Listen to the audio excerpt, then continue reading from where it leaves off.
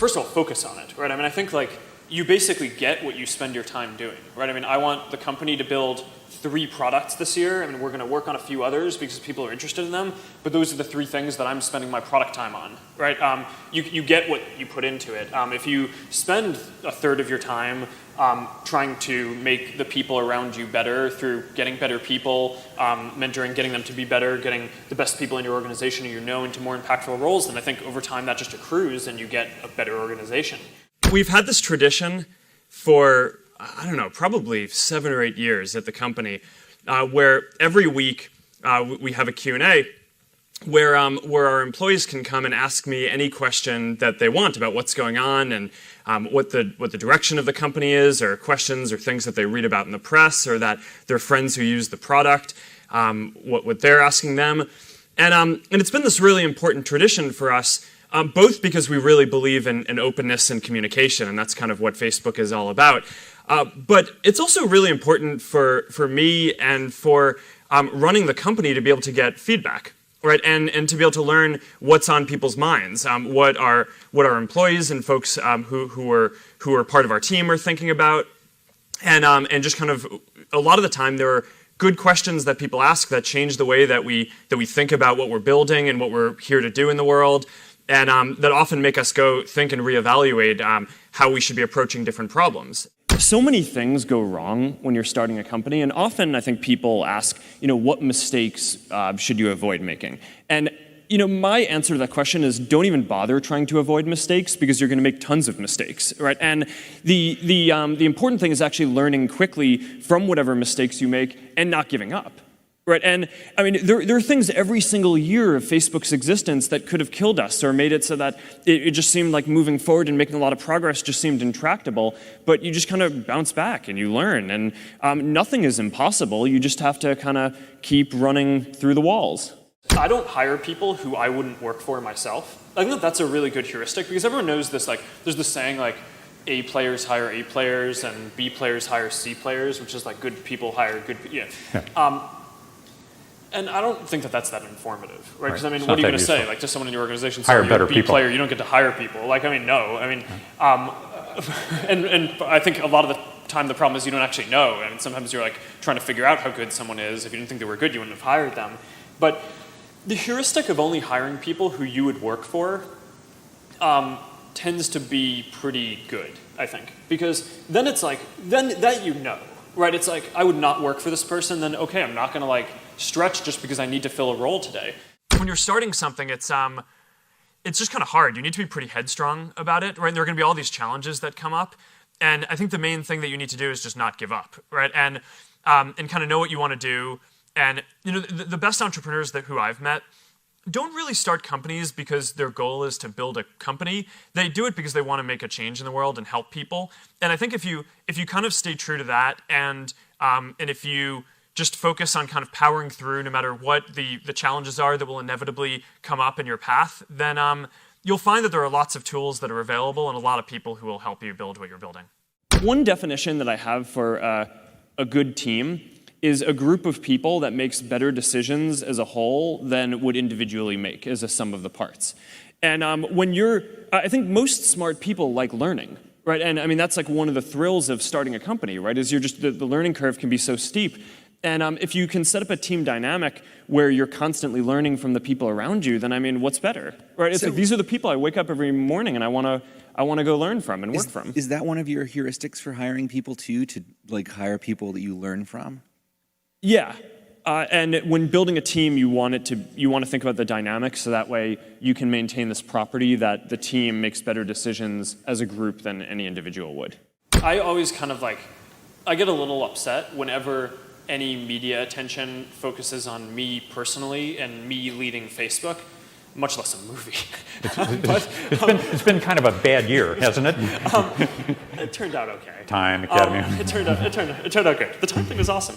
That was really flattering. But I think that it's one of these things that the media systematically gets wrong, is that this idea that it's a person, right? It's never a person, right? It's always a team. And the most important thing if you are an entrepreneur trying to build something is you need to build a really good team. And that's what I spend a lot of my time on, right? I mean, I spend probably at least 3 hours a day with our core team, right, at doing things. I spend probably 25% of my time recruiting, finding good people, both outside the company and inside the company to put in more impactful roles.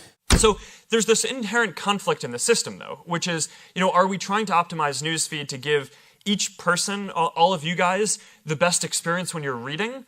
Or are we trying to help businesses just reach as many people as possible? And in every decision that we make, we optimize for the first, for making it so that for the people who we serve, who use Facebook and who are reading newsfeed, get the very best experience that they can. And that means that if a business is sharing content that's going to be useful for them, then we'll show that. But that means that if the business is sharing content that isn't going to be useful for them, we may not show that, because it's probably more important that they learn about their friend who had a baby and their baby is healthy. So that's an important guiding principle for how we think about this stuff. And as the products continue to develop, there's just going to be more people sharing more things. And we're going to continue to try to do our best at showing the best things that we can, understanding that there's no way that a person will ever take the time to go through every one of the 1,500 things that are shared with them every single day.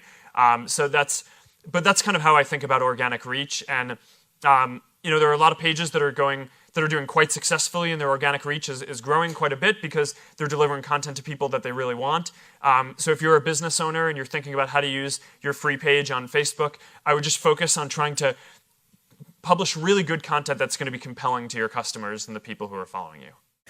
I spent a bunch of time analyzing and reflecting on why it was that we were even able to do it, because all reasons suggest that we shouldn't have been able to do it, right? Because all these other companies had way more engineering power and servers and time and money and all this stuff.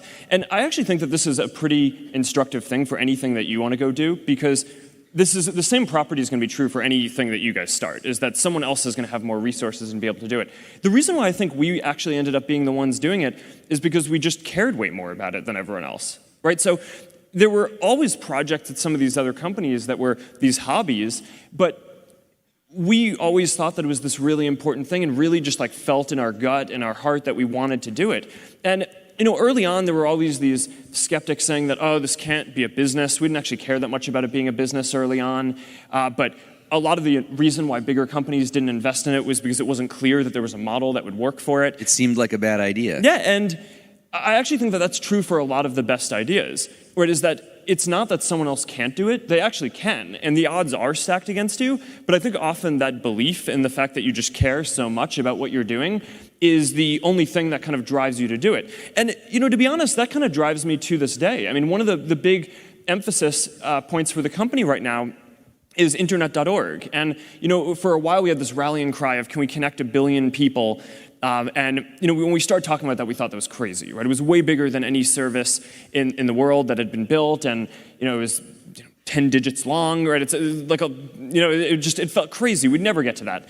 But then the thing is, as we started to actually get closer to that, we took a step back and we're like, all right, well, our mission isn't actually to get 1 in 7 people in the world to be connected. It's we want to connect everyone. So it's a big issue that only around 1/3 of the people in the world have access to the internet, and that's something that we think that we can do something about. And similar to early Facebook, there's no business model around this. I mean, all the people who have all the money in the world, I mean, it's not necessarily a fair thing, are already the people who are on Facebook, right? It's in the first, 1/7 of the world.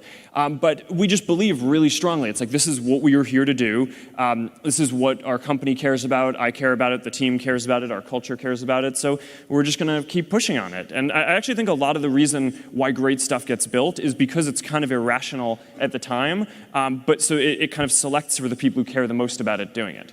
But the students around me were really important as well, right? And both in high school and in college, I mean, the people who started Facebook with me, and a lot of the people who are still with me running the company today, are people who I met when I was at Harvard. And some of them were my TFs at Harvard, right? And when the professors were off writing papers, these were the people who actually taught me, and then we hung out, and we had social bonds and academic bonds. And I wouldn't understate the importance of that. And I mean, it's very tied into my whole philosophy and the product that I spend my life building, Facebook, because we just believe that social bonds are critical. And one way that I think about the value that Facebook is filling in the world is that you go through school, and at least when I did, people just focused on academics, like achievement, different areas. And one of the things that no one really ever taught me was like having friends is really valuable. Now, not that I didn't have friends, but like, although the movie Yes. make it seem that I did. But That first girlfriend. But for sure, I don't think anyone is like. It's not like, okay, third grade, we're gonna teach you that like hanging out with people is a very important development, right? And I don't know, I actually think that is. And I think that's part of the reason why sometimes people view Facebook as a waste of time, but I actually think it's this extremely socially valuable utility. And I know that I wouldn't be where I am today without that aspect of my life being as developed as the academic part.